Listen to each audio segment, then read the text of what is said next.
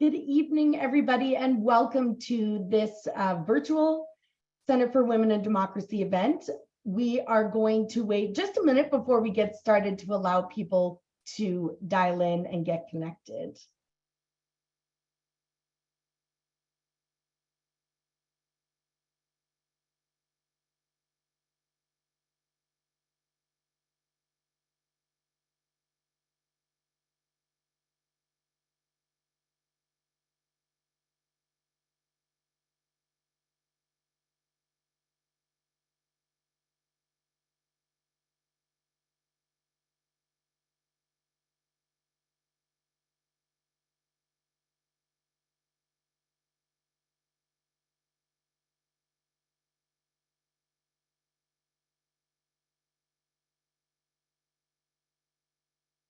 Hello, everyone who's joining.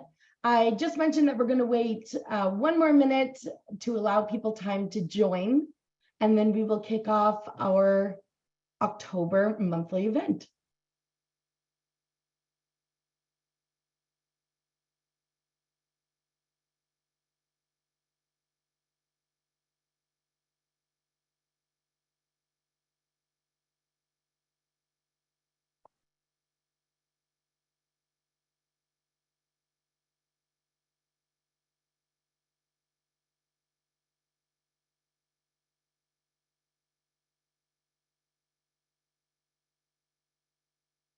Wonderful. Well, we are at 5:33, which I think is a wonderful number to start at. So let's kick it off. And as people join, we can catch them up in the chat if need be. So welcome again to our October event for the Center for Women and Democracy. Our event this month is about harnessing our collective power to change the way we spend, invest, and give our financial support, our money, to create a more equitable future for women, that is. I really want to encourage people to visit this website, native-land.ca, and do a land acknowledgement before we kick off our event tonight. So if you work or live in the Seattle area, which is where I am, so as the host of the meeting, if you're in Seattle, you're likely in the territory of the Duwamish or Coast Salish nations. You can visit this website and see the land acknowledgement and the original Native owners and users of this land where you live and in your area. So I really encourage you to visit, but want to acknowledge and thank the Duwamish and Coast Salish nations. Before we kick off, I want to make sure that I let you know the upcoming events for CWD. We have 2 more events in our calendar for 2022, because I can hardly believe it, but we are nearing the end of the year. So our November event is on the 17th, which is a Thursday from 5 to 6 p.m. It is a virtual event, and it is part of our leadership development series. And we have a wonderful speaker, Katie Hall, who founded and runs Girls on the Rise. And that organization works in encouraging young women and girls to become emerging leaders. And so I really encourage you to join. You're going to hear about her work. You're going to learn some new skills and strategies that you can take away, even if you are an established leader. But I also really encourage you to bring any young women with you that you may mentor, younger siblings, nieces, grandchildren, to come and listen to Katie and understand how we can continue to develop leadership skills, particularly in young women, and really coach them to become the leaders we need them to become. Our December event is on December 8th, also a Thursday from 6 p.m. to 8:30, and this is an in-person event. It's going to be our annual holiday party. It's hosted at a restaurant called Tiger, which is in Seattle in Lower Queen Anne, right across the street from the new Climate Pledge Arena. And we're just going to get together for some food and drinks and chat with each other, share stories, share our lived experiences, and garner support from each other and garner inspiration from each other. So I would love to see you there in person. We don't and haven't had very many in-person events, obviously, over the last 2 years. So we're really thrilled to be hosting one this year and would love to see you there. Back to tonight. What are we going to talk about tonight? There are going to be 4 main areas of our conversation. First, we're going to talk about we are what we invest in. So we're going to share, our experts are going to share some statistics and some stories about where we use our financial power and our monetary power really defines who we are and how we support other women and other underrepresented groups. Then we'll have a conversation with our expert, which our moderator will lead. We'll have lots of time for Q&A, and I really encourage you to type in your questions either in the chat function or the Q&A function. You can see the buttons for both of those in the bottom of your menu in Zoom. And ask your questions as we go along. We'd love to make this, as much as we can, a two-way dialogue. So don't feel like you have to wait until the end, but we certainly will hold time then to ask questions and get additional clarification or comments from our experts. And then we'll end the evening with a call to action and takeaways. So what can you be doing and what will you do and what will you commit to in order to help make a more equitable future in the way that you harness the power of your financial prowess and the finances that you have available to you. And so without further ado, I want to introduce our guests. We have 3 phenomenal women here today. Radha Friedman, her pronouns are she, they. She's a social impact and philanthropic advisor, and she's the host of the Radical podcast, Radical Good podcast. You can find that podcast anywhere where you subscribe to podcasts. We have Michelle Sharon Murray. Her pronouns are she, her. She is the founder of the Freedom Conspiracy and host of the Ethical Rainmaker podcast. And Laura Cleese, her pronouns are she, her. She's the CEO and founder of The Intentionalist. And our guests will go into more detail about their work, their backgrounds, and their passions. So I am going to turn it over to Radha, who's going to lead our conversation this evening. And I'm so excited to learn from these women, and I hope you are too.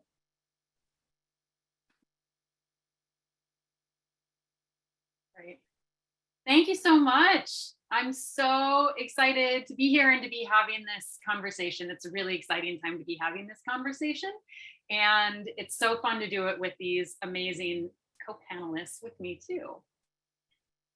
So I'd like to start out by asking you a question. And Connie, we can jump right to the 3rd slide if you want. The questions are, where was the last store where you shopped? Where was the last restaurant where you went out to eat? Do you happen to know the last company that you invested in, if you pay attention to that kind of thing? And do you remember the last nonprofit organization that you donated to? Just take a minute. Now, I want you to ask yourself this. Do you know who runs those businesses and those nonprofits? Who are the owners of those businesses and executive directors? Are they women of color? Are they women with disabilities? Are they women who identify as LGBTQ? What about the board leadership? The reason I'm asking this question is because so often when I talk about my work as a social impact and philanthropic advisor working to move more resources by women for women, the response I hear is, I would love to be able to do that kind of thing, but I just don't have any real money or power. And I want to say every dollar that we spend or save or invest has an impact, even if we don't know what it is. I hear the same thing. I don't really have any real money or real power that would make a difference from women who work in nonprofits. I hear it from women who work in foundations for some of the wealthiest families in the world. And I also hear this from women who are millionaires. And the truth is, we actually have a lot more power than we realize. This is true in a lot of areas in life. Okay, we're just going to limit the conversation to this particular topic tonight, but this is really true. When we stand in our power and we invest in ourselves, we invest in each other, when we work to make other women stronger financially, when we advocate for each other with our voices and with our dollars, when we blast through taboos like women shouldn't talk about money like we're doing right now, the patriarchy dies a little bit and everyone wins. So here's the thing about choosing to believe that we don't have power. Doing nothing with your money is also a choice, just as much as choosing where to invest your money. But you're giving the choice of what happens to your money to someone else to decide for you. And doing nothing is a privilege we cannot afford. And here's why. Okay, we're going to go into the numbers. Next slide. White women and people of color combined own and control less than 2% of the world's capital. So a few months ago, the Institute for Women's Policy Research held their annual summit where Natalie Molina Nino, who's a famous economist, shared this stat that blew me away. And my mind is still, I'm still shooketh from this. What this means is we have a say in how less than 2% of the world's capital is spent, invested, loaned, used to feed, house, educate humanity. And that's because all over the world, laws are inequitable and not everyone has access to own property, to get a loan, even to get a bank account. It seems really far away sometimes, but I have to remind myself, like even in this country, it was not that long ago that women couldn't open a bank account. Thank you, Ruth Bader Ginsburg. I grew up having that privilege, but my mother's generation did not. Okay, next slide.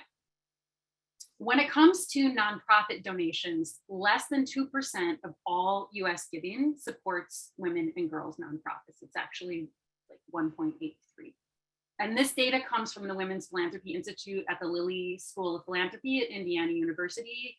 They track this data from the IRS every year. They have a really extended methodology if you want to go through and read how they do this. But the thing that I find most troubling about this statistic, which we should all be really troubled by because it's very sad, is that this number hasn't really changed over the last few decades. It's not like we started at 0.1% and we've made it all the way to 2%. It just hasn't really moved. Next slide. Okay, so less than 2% of philanthropy goes to organizations focusing on women and girls. Less than 1% of charitable giving is targeted to women of color. And for me, this is why I do the work I do. Because the people who are overrepresented at success in social change, which is women of color, are wildly underrepresented when it comes to funding. Historically, they have not had the same access to resources, and because of our inequitable laws and tax codes that are rooted in racism and sexism, over time, more and more wealth and power has been consolidated into the hands of wealthy white men. And the same is true in the business sector. Next slide. Only around 2% of venture capital is invested in women-owned businesses. Actually, this year it got up to 2.3%, so I guess that's a little bit of progress, but still slim pickings here. And of course, the deeper that you start to look at the data and look at the intersectional links of the data, the worse the numbers appear. So now that you've seen the numbers, I don't want you to feel depressed about this. I want you to kick your chairs over and rise up, because we cannot wait for equity. Right now, the World Economic Forum estimates that it will take 268 years to reach gender parity if we just keep doing what we're doing. So we need to make a different choice. We need to make the choice to invest in one another. Here's one last statistic. Next slide. Okay. That's actually next slide. I love it. There is a wealth transfer that is about to happen that economists are studying right now.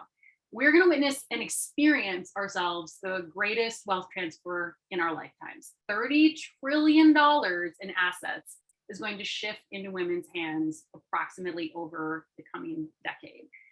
Part of that is because, at least for hetero couples, women live longer than men and tend to inherit twice. They'll inherit from their parents and then they'll inherit from their husbands. But there are also things that are happening around wages, changes in laws, etc. All of these things add up to a huge wealth transfer, which is an incredible opportunity we should all be paying attention to, because there's so much potential for us to use our assets for real change. And right now, globally, we are at a crossroads where crisis meets opportunity.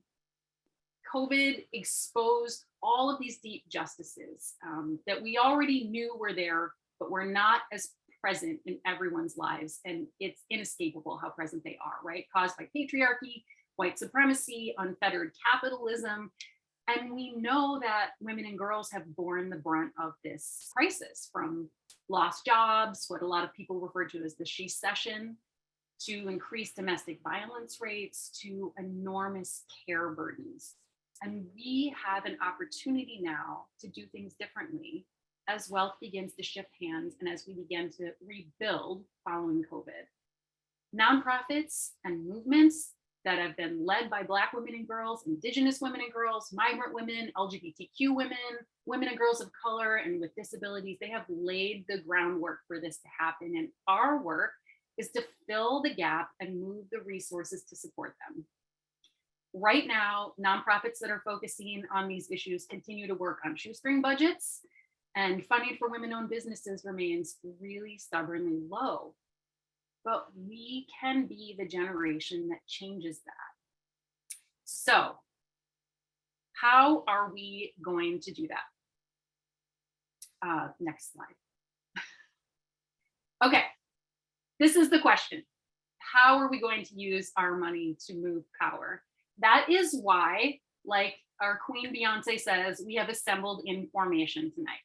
So now that we've set the table, we know what the statistics are, and we know the opportunity that's in front of us, I want to open up our conversation and talk about how we can use our resources to change the world. Okay, I think we can take down the slideshow and move right into the conversation. Excellent, excellent. I love it. So I'm very excited to be joined by the amazing Michelle Shireen Muri and Laura Kleiss to talk tonight about how we can use our money for greater equality and to shift resources, to shift power. So Laura, I would love to start with you by asking you to just tell us a little bit about the Intentionalist. Maybe some people who are participating tonight have heard about it and use it every day like I do. Maybe some people have never heard about it. So tell us about what it is and what inspired you to start it. Well, first of all, thanks so much for facilitating this conversation on a topic that is very near and dear to my heart. I'm Laura Kleiss. I use she, her pronouns. And at Intentionalist, we believe that where we spend our money matters because people matter. And that everyday decisions about where we eat, drink, and shop are an opportunity to intentionally connect with and, let me do this, spend like it matters in support of the Main Street small businesses in our communities and the diverse people behind them. If we were all in a room together, I would ask you to, raise your hands if you have heard about, read about, talked about gender pay equity in the last year, right? I think that would be most of us, right? And we know and understand the forces that contribute to that. Unfortunately, those same forces impact a corresponding revenue gap when it comes to women-owned businesses. And so if I step back for a moment, I started Intentionalist because, frankly, I felt like there was an underleveraged opportunity to harness consumer spending in support of a more connected, inclusive economy. I loved what you mentioned earlier, Radha, about our tendency to underestimate the magnitude of our collective impact. So just to kind of put a number out there so we can wrap our minds around how powerful we are. So last year, on Small Business Saturday, right? 1 in 3 Americans, so about 100 million of us, spent over $20 billion in a day. $20 billion in a day, right? And what is Small Business Saturday? It's a little bit of marketing. It's something that we do with our friends and our family. It's something we do because we're reminded that the dollars that we spend are, in essence, a vote for the community and world that we want. And so Intentionalist envisions a world where it's easier for all of us to be intentional about voting with our dollars for Main Street small businesses and more diverse, inclusive communities. We've done that over the past 4 years by building a online directory of Main Street small businesses owned by women, people of color, military veterans, LGBTQ, Indigenous folk, people with disabilities. You know, the emphasis from an intentionalist perspective is really on people, so that it isn't just about buying the thing, but it's knowing who you're supporting through that decision, and not only the benefit to that business owner and that business owner's family, but the ways in which support for that business actually leaves us all better off. On top of that directory, what we've been able to do is increasingly layer initiatives and incentives. I mean, we're human. We all love a deal. We all love a discount. But the reality is that that's something that most small businesses can't really afford to give us. And so fortunately, we've had the opportunity to partner with companies, with community-based organizations, local government, professional sports teams, to mobilize their employees, fans, clients, volunteers, by offering incentives to explore and support Main Street small businesses. And so I guess in a nutshell, in a world where, fortunately, I think so many of our values are recognizing the importance of addressing and actively contributing to a more inclusive, sustainable, equitable world, the reality is, yes, it's important for us to be intentional about our investments. It's important for us to be intentional about our philanthropic giving. But I don't know about you. When I look at, you know, the kind of buckets of money in my life, right? There's my philanthropic bucket, which since founding a social enterprise has taken a little bit of a hit. But then there's like the bucket that I use to like live my life. And it's the decision of, you know, where I meet somebody for a meeting. It's a question of where I celebrate a special occasion, or in many instances for us, it's about like where we go to connect with our people and organize so that our efforts to bring about the world that we say that we want aren't just intentions, but, you know, our actions that make a difference. Thank you so much for sharing that. Anybody who hasn't been to the website, you literally have drop-down boxes with options. You can support a Black-owned business. You can support a women-owned business. You can look at all kinds of different criteria to help you make a decision about where you're going to eat tonight, where you're going to shop and get a gift for somebody. You can even buy gift cards that are good at any of the places that are listed, so people can make their own decisions. So sorry, shameless plug there, but I really I think it is incredible. It's appreciated. And one other thing, and then I want to stop talking and listen and learn along with everybody else. One thing that I want to point out that was a surprise to me. So I am not a lifelong small business superfan evangelist. I was a well-intentioned corporate social responsibility leader who didn't understand that underneath the hood of a lot of the online tools that I was using was an underlying business model that in many ways was harmful to the local businesses that I thought I was supporting.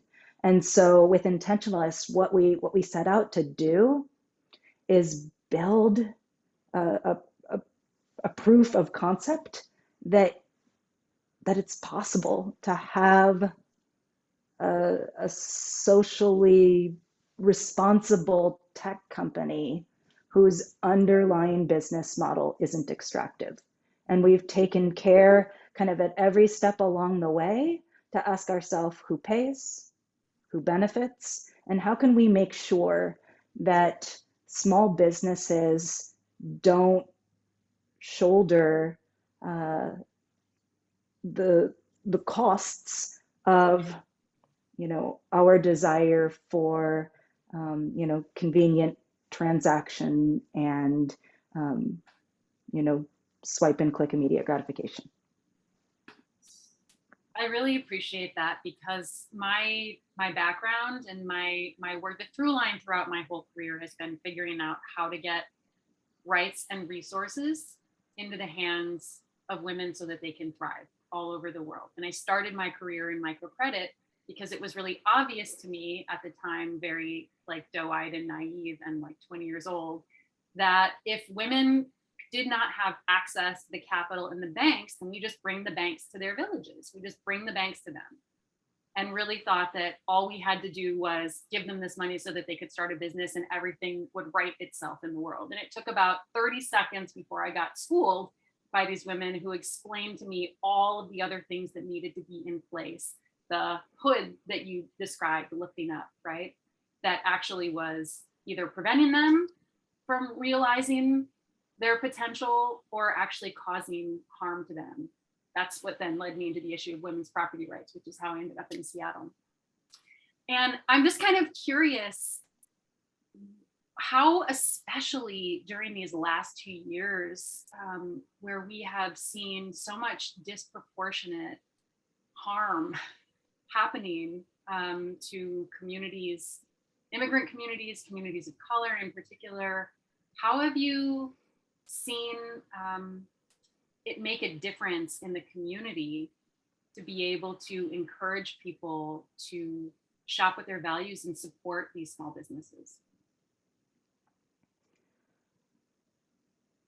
It's been really hard to bear witness to the magnitude of hardship and loss that so many small business owners have experienced. I didn't mention, but my grandma, my late grandma on my mom's side, she grew up on a sugarcane plantation on the island of Kauai. She was eventually a small business owner along with my grandfather. They owned and operated an appliance repair business back in the day. And it was transformational for them in terms of being able to provide for their family and buy a home. And I think about the conversations that I had with, as you were saying, immigrant and refugee business owners who, through their perseverance and through their existence, really personify, grit and hard work, and the kinds of things that we have a tendency, to celebrate in America.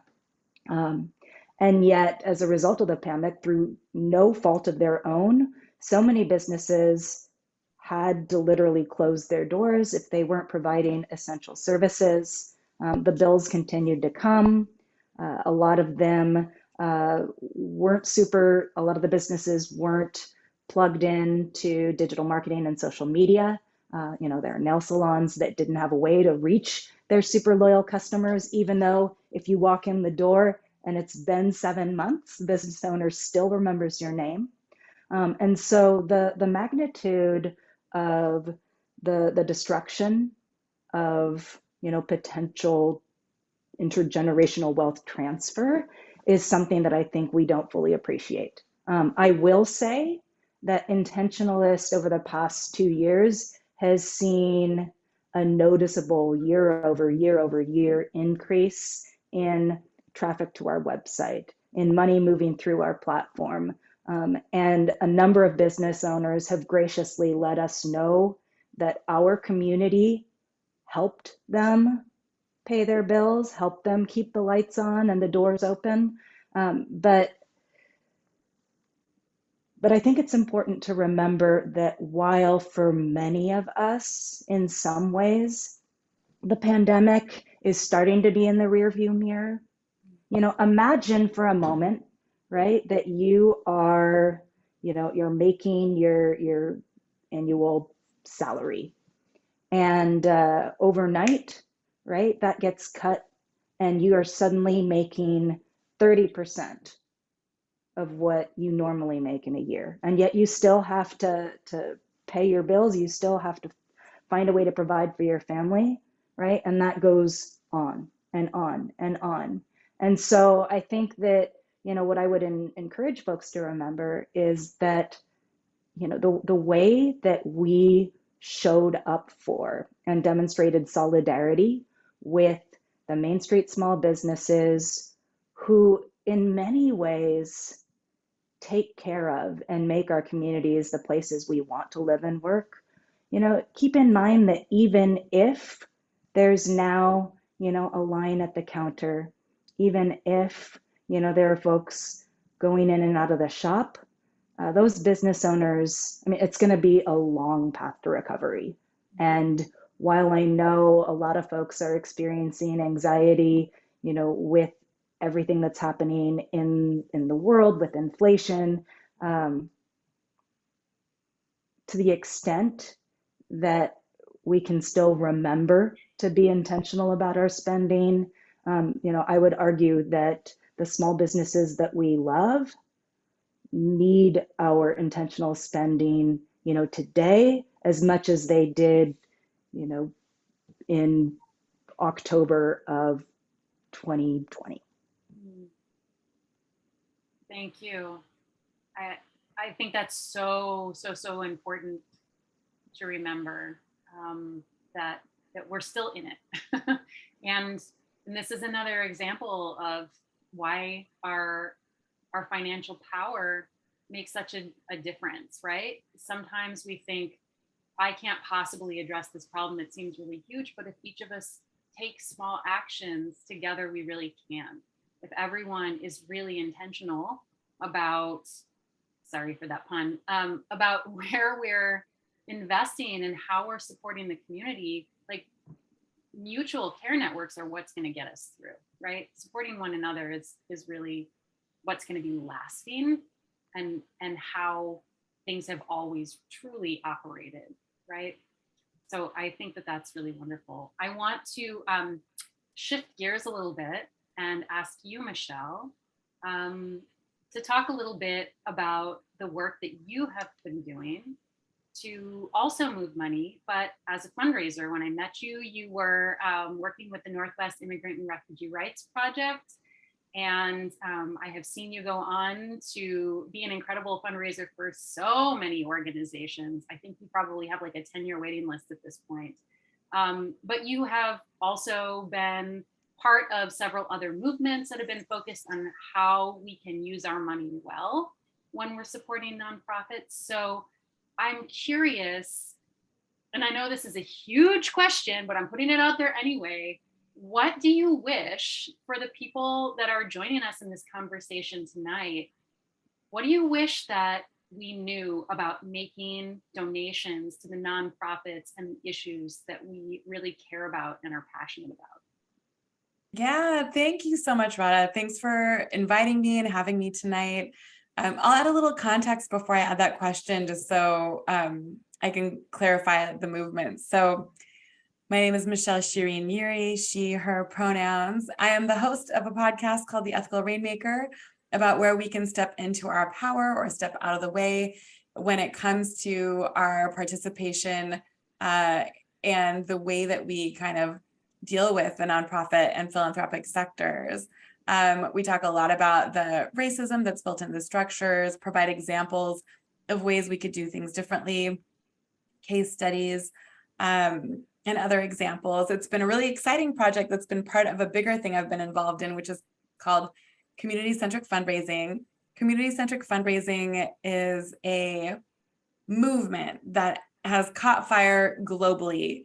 It is huge in the US right now, and it's also a Slack channel with thousands of people on it.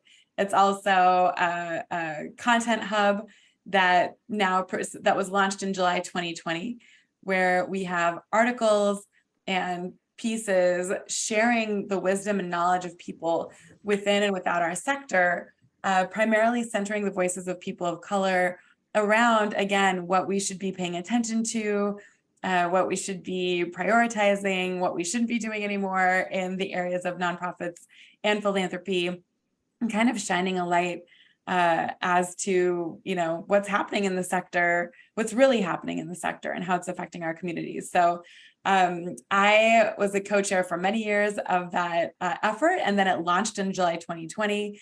And overnight, we went from having, we had like 3,000 people show up to our Zoom open, and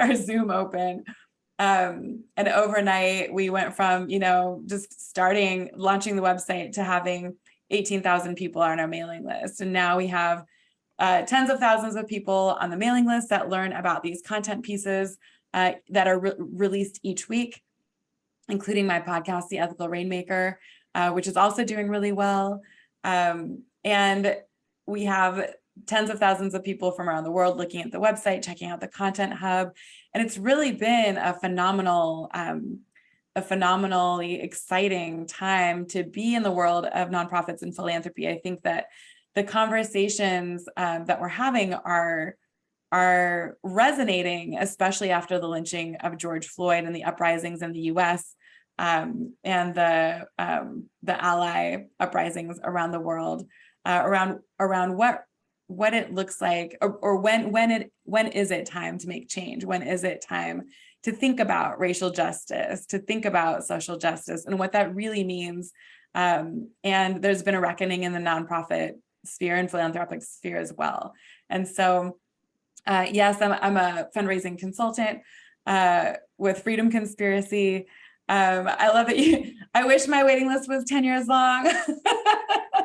But yeah, it's been amazing to be based in Seattle, and now I work all over the place, which is really exciting. I'm actually it's 2 a.m. my time, as I'm in London at the moment. So you'll see that's why it's so dark out. But that's a little bit of context for folks in terms of who I am and what I'm doing, and what I'm doing here. So as part of the Ethical Rainmaker, and also as part of community-centric efforts, community centrism, by the way, really is just the idea that we would be supporting and prioritizing what our communities want and need when we are doing nonprofit work, when we're doing philanthropic work, and recognizes the idea, or many ideas, right, that fundraising and nonprofit work should be based in equity, should be based in social and racial justice. We should be recognizing the systems that we are participating in that actually damage our communities, like Laura was talking about, like, ooh, like sometimes when you look under the hood, like some of the stuff that we're doing actually isn't great, right? Is harmful to our communities.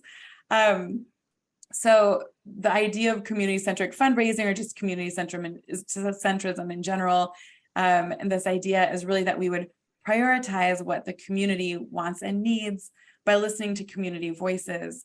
And so often throughout history, we have been listening to and prioritizing the interests of our donors and the interests of those folks who want to share their wealth, but only in a specific way.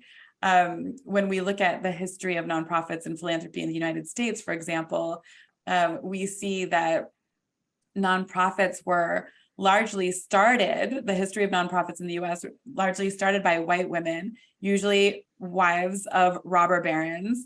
They weren't allowed to or encouraged to run their own businesses, own property, like you were mentioning earlier, Radha, have bank accounts. And smart, wealthy women also needed something to do. And that was the beginning of our nonprofit sector. Many of us know, and Justice Funders has a great timeline around why philanthropy was built in the US, which has a lot to do with our tax and, political and economic systems, and utilizing philanthropy as a tax shelter. So going back to, with all that context, going back to your original question, one thing that I wish that we knew when we're looking, like when those of us who are looking that are outside of the nonprofit, or even actually inside the nonprofit sector and inside of philanthropy or outside of it, we are often lacking history, and we're often lacking an analysis of what is a nonprofit, who does it serve, who is running it. Some of the same questions you actually asked us at the beginning, when it came to like, what restaurant did you most recently eat at? Where was the last place you shopped? Do you know who is running it? Do you know who they serve? Do you know what their values are? Do you know, what's happening? Do you know how they belong as, where they belong in the ecosystem of the cause that you are attempting to support? I think that's critical when you're looking to support a cause. But I think also critical is a recognition of the history of nonprofits and philanthropy. I have 2 podcasts released in different seasons where Christina Shimizu, also of Seattle, Christina Shimizu and I talk about the racist roots of nonprofits and philanthropy. You can find that on any platform that supports podcasts. Again, the podcast is The Ethical Rainmaker. And I have 2 episodes about the racist history of nonprofits and philanthropy. But I think one of the things that we talk about is that, wealth accumulation in our country has a really violent history. And we don't think about foundations that way typically, like not even those of us who work in nonprofits, and not even those of us who work within foundations, and certainly not most of us who are just trying to help, and like want to be, part of the system of pushing positive change, right? But wealth accumulation in our country, in the United States, has a really violent history of stolen labor from many groups, and especially the enslavement of African people, a violent history of colonization, of indigenous genocide, of land theft, right? So wealth accumulation, our friend Edgar Villanueva wrote a book called Decolonizing Wealth. And in that, he talks about, working for a foundation that made all of their money through the labor of enslaved people and what that experience was like. And that's actually quite common. It's a common reason that foundations have any money at all. Now we might think, what does that have to do with me and my giving? What does that have to do with what I'm doing, right? But wealth accumulation continues to this day through extractive practices. You look at any of our large companies in Seattle or elsewhere, and there's exploitation of land, there's exploitation of labor, there's exploitation of, of communities as a whole, and specifically, usually at the expense of people of color and the health and vitality of people of color. So I think the one thing that I really wish that we were looking at as we're looking at, donating or like being part of this, like, what we think of as like a beautiful movement to, support our communities is, that first set of questions, like who's leading, who are they serving, how do they know that that's the solution, et cetera, and who am I in this ecosystem, and also a recognition of this violent history around the money that is being held in these foundations, but also that recognition of, where is the money that I'm giving away coming from? Thank you so much for that. And I asked you a huge question, so I really appreciate that you went deep and slow through the answer, because I think that's exactly right. And for anyone who hasn't read Edgar's book, Decolonizing Wealth, highly recommend that you go out and read it. He's actually at a conference with my wife right now and made her stay out very late drinking. So he's been top of mind for me today, which is great. But I also really appreciate the nod to really taking time to understand and think about our history. And actually just like a month ago, I was in Chicago and was talking with a group about the history of women in philanthropy, and actually thought a lot about this very thing that you're mentioning and that you talked about with Christina Shimizu in your podcast episodes. because I was in Chicago right by like where the Haymarket riots took place, right after Labor Day, thinking about how Andrew Carnegie influenced the movement as a way to break up mutual aid networks, right?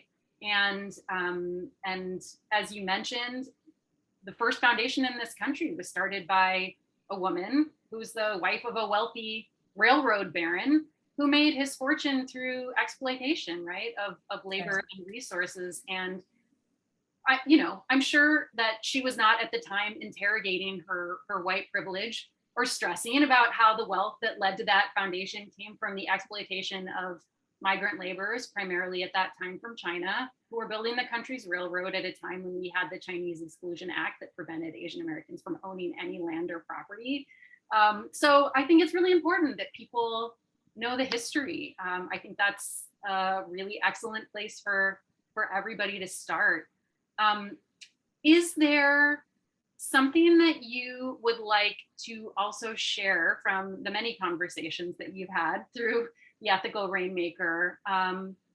Something that you learned that inspired you about how we can give better? Yeah. In addition to learning about our history. Yeah. So aside from learning about our history, I think, two things. Primarily one amazing thing. A friend of mine, LT, I just re-released this episode last week.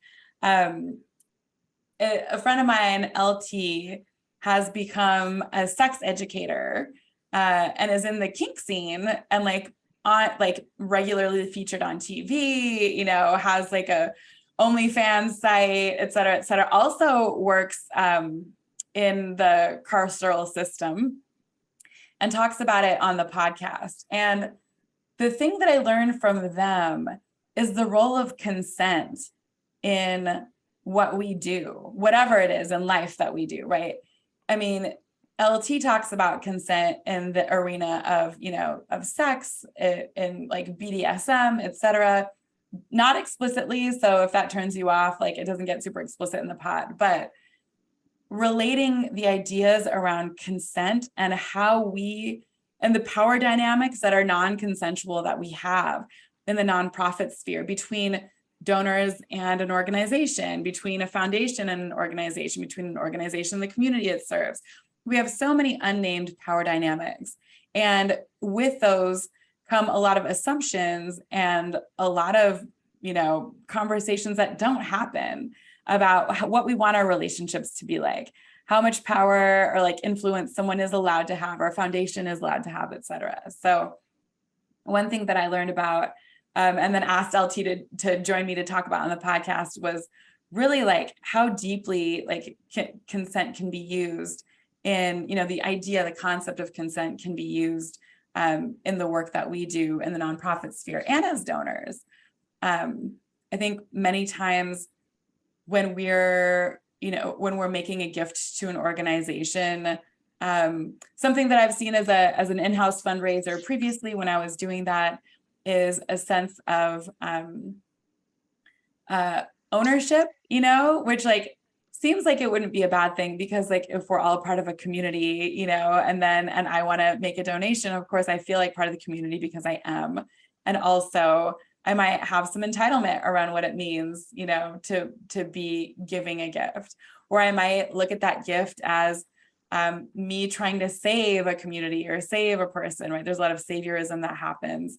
That's also non-consensual. There's a lot of pity, and ideas around charity, instead of looking at the whole ecosystem and thinking about how us giving actually raises up our entire community that also totally benefits us. So yeah, I think the exploration of this idea around consent as it applies to power dynamics in our sector has been something I've learned about. That is great, and totally not where I thought you were going with that. So I really appreciate that. I love it. I think that a lot of what you said ties in really beautifully to, in addition to the community-centric fundraising conversations that are happening, there's also been a really big push towards trust-based philanthropy, which for anyone who doesn't know about it, is really at its core just about trusting the people who are closest to the issues that they're trying to solve. And in very similar way to what you were talking about with the history of philanthropy, for a long time, I think that sector has operated as though the people who have Harvard resumes, this is no shade on Harvard, but coming out of well-known schools qualifies you to be leading the work, rather than people who have experienced the very issues that they're trying to solve. And as somebody who worked in the nonprofit sector for 20 years, I saw this all of the time in the way that we prioritize board members. We would never ask somebody who actually experienced the issues that we were working on to join our board. That's right. We didn't even invite people from other nonprofits who had been working on similar issues to join our board. We always prioritize people coming from the business sector, even if they had zero experience working with nonprofits, because we thought it would bring us the funding that we needed. But that inherently changed the power dynamic within the organization. So I think that there's a really beautiful tie in there. And the values of trust-based philanthropy, there's a whole website, you can go there and check it out. But they really encourage not giving with strings attached. So don't create a pet project just for yourself. Give to the organization, let them do what they want with the money, and let them decide where they think it's best to spend it at this time. Don't constrain them with unnecessary reporting requirements. So many times I stayed up way too late writing reports for people that I'm sure they never even read, because that was the expectation. Make it simple. Make the report as simple as possible. Sometimes you can even just give them a call on the phone and let them tell you verbally how things are going and what the challenges are. But it's really about shifting the relationship of who controls how the resources are spent, and trusting that the organizations know what it is that they need. So I think that that's really beautiful. I know I'm going to shift into conversation with the audience and open this up to some Q&A. But I just want to add one more layer to this, because we're talking about different ways that we can invest with our spending power in small businesses that are around us. We're talking about how we can give to charitable organizations in ways that are truly going to help them and lift them up and not unnecessarily cause harm or constrain them. I also just want to throw in here another way that you can multiply the impact of your financial power is by investing with your values and talking with your financial advisor about gender lens investing. So I'm not giving financial advice, but there are a couple of things that I think would be helpful to know. I'm not going to go into this in deep detail, but in my work as an advisor on philanthropy and social impact, I really strive to help foundations, individuals, businesses, philanthropists align all of their funds with their values, so their donations are not working at cross purposes with their investments. And that's why I'm bringing this subject up. So what I mean by that is, for example, I did some work with an organization that was focused on climate justice, and it was making small grants to organizations that were addressing climate change. But the funds it was using to make those grants were invested in fossil fuel companies that were like burning down the rainforest. So what I'm trying to get at is, if you care about an issue like gender-based violence and you want to give to organizations through your foundation or your donor advised fund, I want to help ensure that those grants are not coming from the dividends of investments that are causing harm, that are not addressing gender-based violence within their own companies. And one way you can do that is by taking a gender lens. So I don't want to be too jargony, but just to keep this really simple, sometimes when I say gender lens, what people hear is not men. So it's helpful to just remember that gender is social, it's not biological. And in virtually all societies, people of different genders have different social positions, and that affords them with different opportunities and access and powers. And sometimes that's enshrined in law, sometimes that's just part of the culture. So using a gender lens, and really any lens, just gives us a way of seeing something more clearly, like a microscope or a telescope, or in my case, like 20 pairs of readers that I have scattered across my house. It just allows us to see more clearly when we're making assumptions in the businesses we're investing in based on historical social gender roles. So if you're looking at the world without it, it's kind of like you're swimming without goggles. It's difficult to see the picture clearly. So when we talk about women, girls, trans, non-binary folks in relation to a gender lens, it just helps us see that historically they have not had equal rights and equal access. And understanding that is a really good starting place for us to level the playing field. So just to add to this, sometimes people think that taking a gender lens to your investment is somehow biased, that you're favoring women and no longer being neutral. But in fact, not using a gender lens is what's biased, because we live in a society where the default settings have historically been set by and for hetero white men. And because of that, many parts of the way, many ways that companies operate, it's a little bit blurry. Sometimes it's even invisible. So if you're talking with your financial advisor and you say, I'm really interested in learning more about doing some gender lens investing, listen for words like neutral or standard, because it's considered standard for a board to be comprised of 7 white men and 1 woman, but it would be noteworthy if that board had 7 women of color and 1 trans person. And we know that companies are not neutral because we can see it in the data, right? McKinsey releases a report every year, and it shows that the global economy could be 28 trillion larger by 2025 if women were simply employed at the same rates, in the same roles, and with the same pay as men. So the reason that this applies to investing is because if we add this kind of a gender lens to the companies that we're investing in, our stocks, our bonds, our 401ks, our IRAs, whatever you have, it just means we're delivering financial returns at the same time that we're improving the lives of women and girls. And it incorporates an analysis of gender risks in the same way that it's looking at any other decisions about other risks that you might have. It does not mean that you are giving up returns. It's not like you get to choose to do social good or you get to choose to get returns. You get both. That's the great thing about it. There's no reason that you shouldn't reap the same rewards as if you were investing in tobacco or firearms or fossil fuels. It also does not mean that you're negatively affecting men and boys in any way or leaving them out. Gender equality has just been ignored for so long that we kind of have to overemphasize this in order to get to equal. What it can do is improve returns by understanding what gender patterns are at play in the market and in the companies that could affect both opportunity and risk.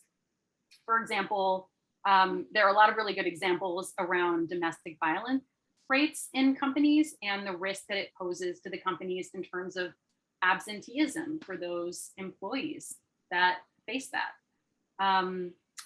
So if you want to magnify the impact of where you're donating, the businesses that you're supporting, I highly recommend looking at where you're invested. And if your financial advisor tells you for some reason that if you do this, you're not going to see good returns, that means they haven't done their homework and you should be looking for a different financial advisor, because women are literally the world's largest emerging market. It's a multi-trillion-dollar opportunity.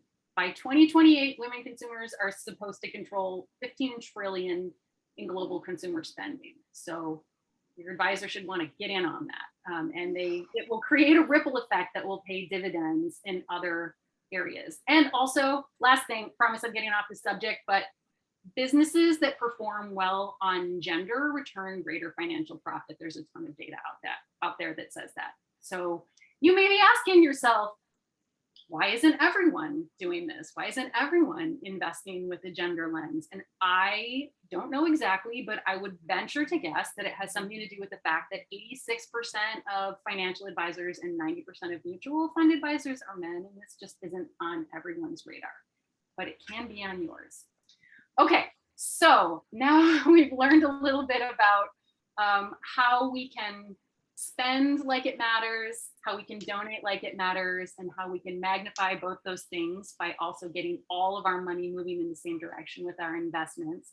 I would love to open it up to the audience So I think that you have the option of either putting it in the chat or the Q&A box. And I am excited to continue the conversation because I'm really happy to be talking with you both.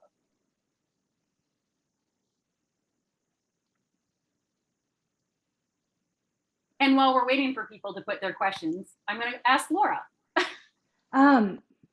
So what I'm going to say may be a little bit provocative, but it stems from, a series of thoughts and questions that have been kicking around in my head for a really long time.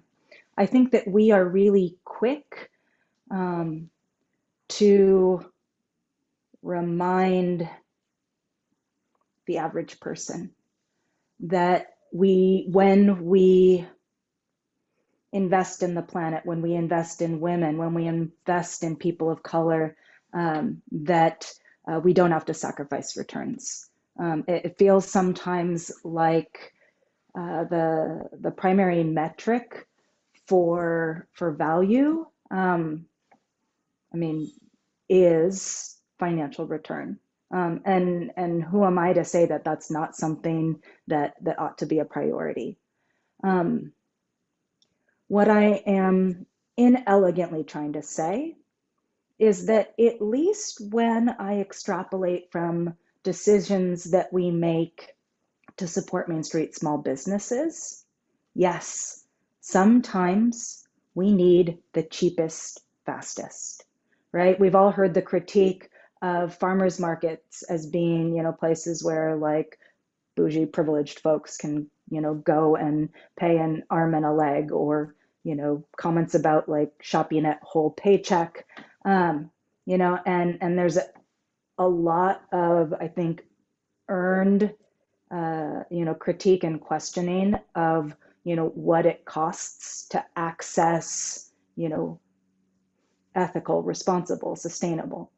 But again, I guess what I want to put out there is that based on the ways that I see small business communities support each other, cost and or return isn't the only or the primary value metric 100% of the time. And so I think that, I probably set feminism back, I don't know how long, by saying, but could it be okay to intentionally build a company whose number one priority 100% of the time isn't maximizing shareholder return, right? Because we accept that as the way that it has to be in order to fulfill our fiduciary responsibility. But I can tell you, and maybe this is, why the struggle is real when it comes to, raising funds from investors.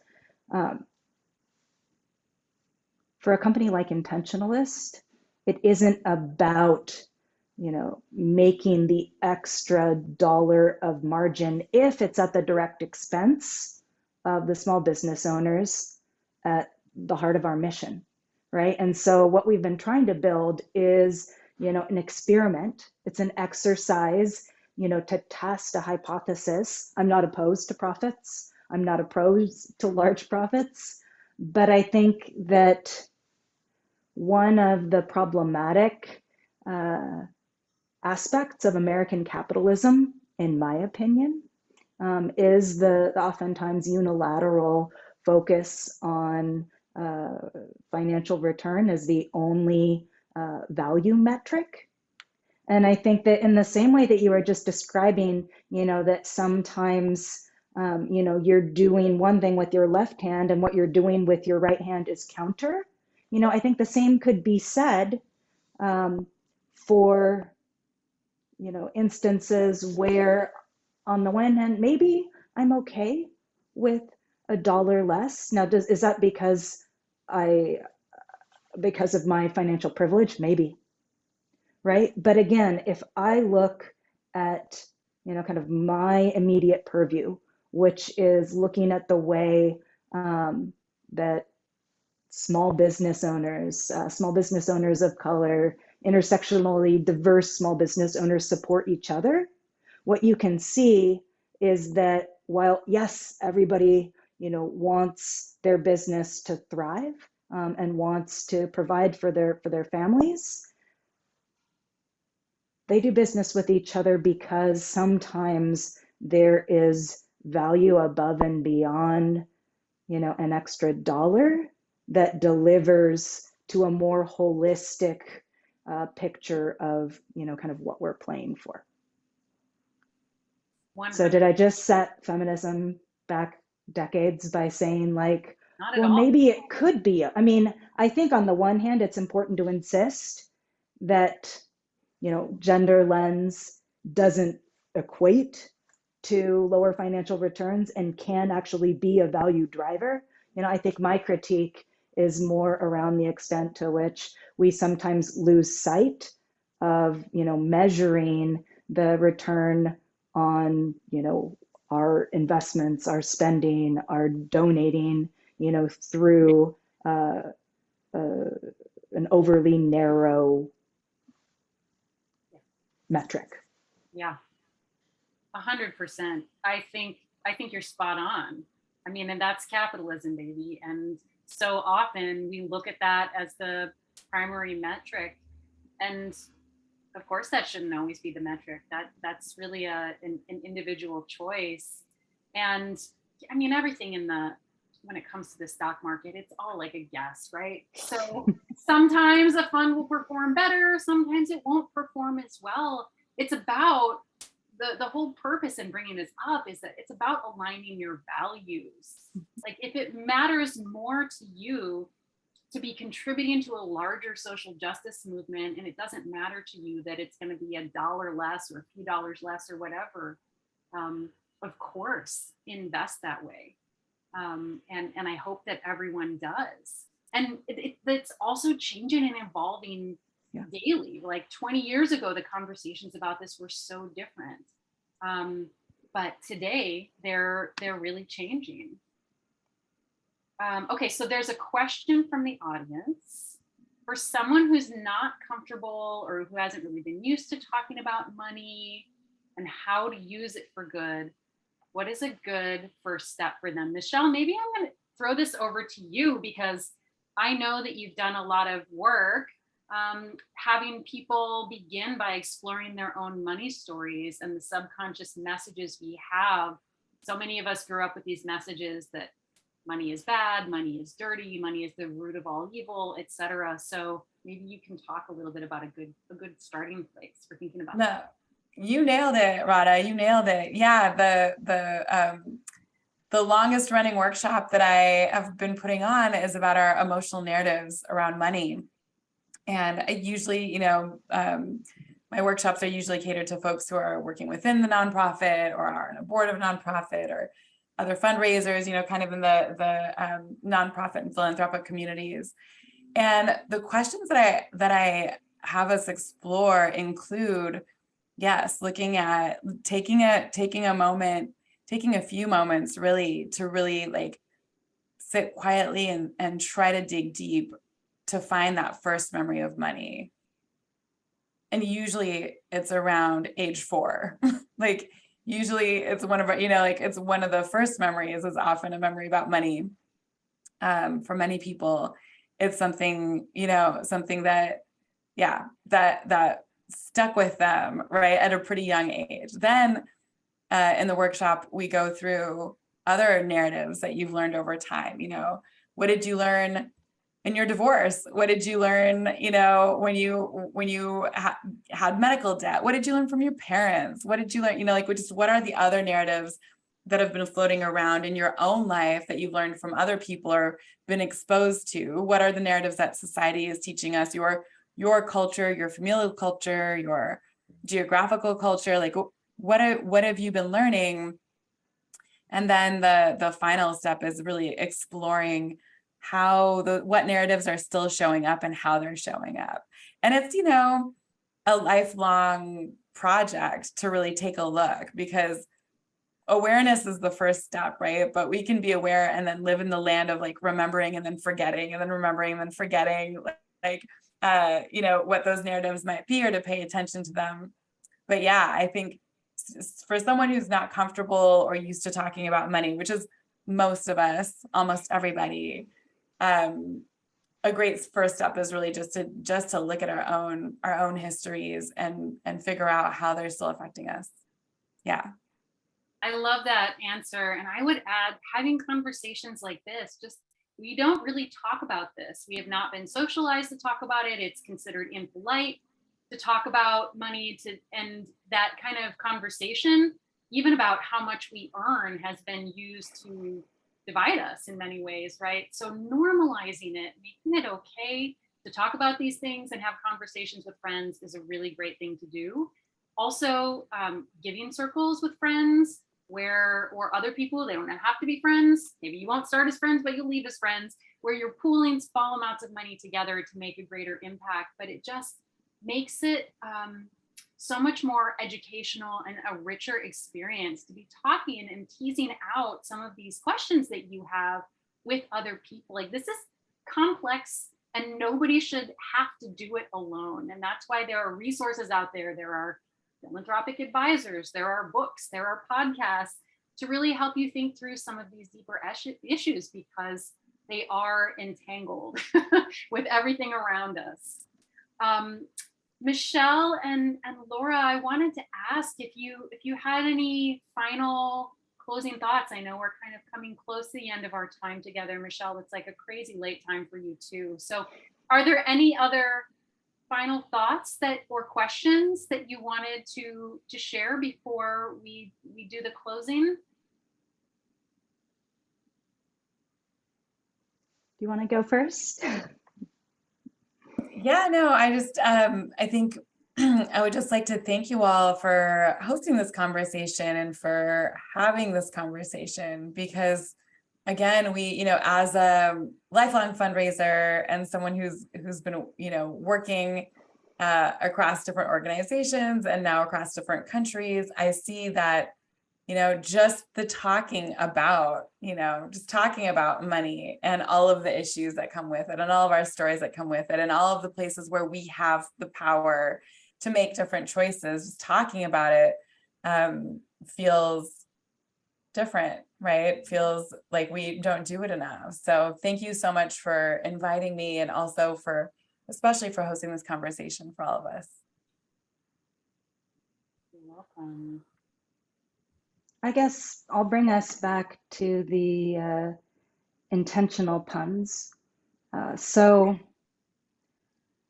one of the things that I came to realize was that over the course of my career, despite the fact that I really tried hard and worked hard at navigating a pathway where I felt like I could try to harness corporate resources and influence in support of environmental stewardship and local communities, I definitely was not immune to cultural forces that remind us how busy we are, that reinforce, I think, a very American sense of individualism, that speak to the part within each of us that's like a little bit impatient, a little bit selfish, a little bit hedonistic, right? And that's real because we're human.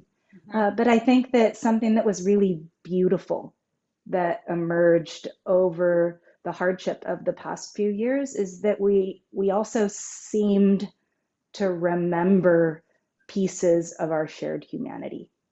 And I think that when we take a moment every now and then to be intentional, right? When we disengage the autopilot, right? And it's there for good reason. I use it too.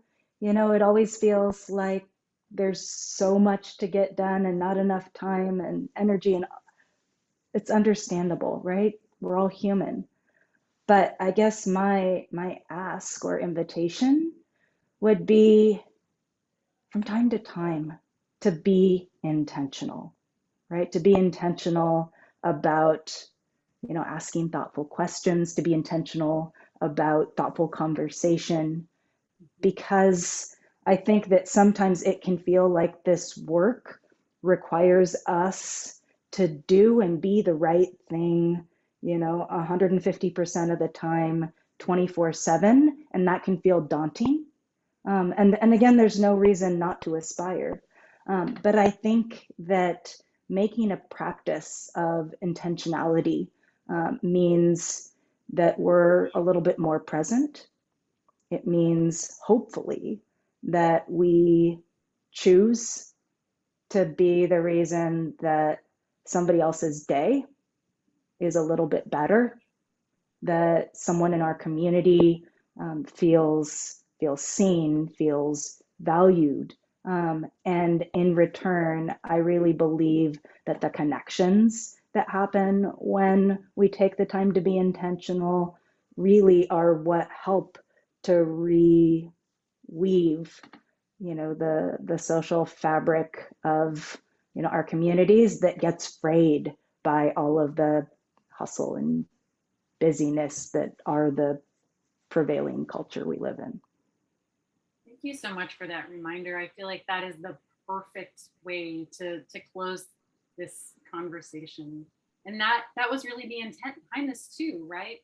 Can we take a moment to be more thoughtful about how we are stepping into our power, to align our values with our actions, with where our money is energy at the end of it. It's neutral, right? It's not good, it's not bad, it's energy. So where are we choosing to give our energy, and how does that align with our values? And I wanted to just close by asking everyone to commit to taking one action from the many resources that we learned about through the conversation tonight. What's one thing that you'll do differently? What's one thing that you'll change and be thoughtful and intentional about where you're spending, where you're investing, and where and how you're giving? That's it. That's your homework assignment. So with that, I want to say thank you so much for this conversation. It's been really, really wonderful. And thank you to the Center for Women and Democracy for inviting us to do this. And on behalf of the Center for Women and Democracy, I would like to thank you for such a thoughtful conversation. I learned so much. I like to think that I've already know about, environmentally, socially responsible investing and stuff. And I was just blown away with some of the insights that you brought to this conversation. So I know I'm going to be thinking about it quite a bit. To our audience, I would like to thank you for attending. I know that there's a lot of competing obligations and events now that the pandemic is easing. There's a lot more to do in our evenings and our free time. So I thank you for coming. And for those, the video will be available on our YouTube website, probably Saturday when I get it done. And so please share it with your friends and family members, especially those who also would love to be able to use their financial power in order to support causes that are important to them, to support women, and to find ways of supporting businesses and so forth. With that, I also want to remind you just that save the date, and these are some amazing events that are coming up in November and December. Next one is virtual, but the December one is in person, and we really want to see your faces unfiltered by a screen in front of us. And so please come. The November event is featuring Katie Hall. I'm talking about supporting girls on the rise and supporting leadership. And believe me, it's designed for women leaders of all ages, but certainly invite young women in your lives that you would like to encourage on a leadership path. And then the party in December. It's going to be a party, no agenda, no talk, no anything, food and drink, an opportunity to connect with each other. And we hope to see you there. Have a great night, everybody. Thank you. Thank you.